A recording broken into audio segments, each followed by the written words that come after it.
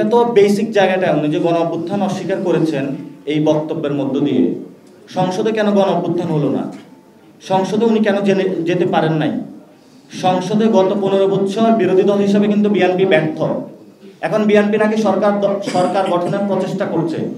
বিরোধী দল হিসেবে যে ব্যর্থ দল, তা আবার কিভাবে সরকারি দল হিসেবে সফল হবে, সেই প্রশ্নটা আমি রেখে গেলাম তাদের কাছে। এটা আমাদের পেজ থেকে একটা প্রতিবাদ লিপি গিয়েছে এবং আমাদের দপ্তর থেকে গিয়েছে। আমি গতকালকে এটা নিয়ে পড়া বক্তব্য দিয়েছিলাম, অনেকে রাগ করেছেন, আমার কাছে রাতে অনেকগুলো ফোনও এসেছে। আমি বলেছিলাম মিডিয়া ছোট বা বড় হোক, এই ক্যাটাগরিটা আসলে কে করে? আমরা মনে করি প্রথম সারির পত্রিকা, দ্বিতীয় সারির পত্রিকা বলে কিছু নাই। এগুলো হলো ওই যে অ্যাডভার্টাইজমেন্ট অথবা আপনার বিজ্ঞাপনের কত কপি বিক্রি হচ্ছে, কত বেশি বিজ্ঞাপন নেওয়া যায়, এই জন্য এই কাজটা করে থাকে।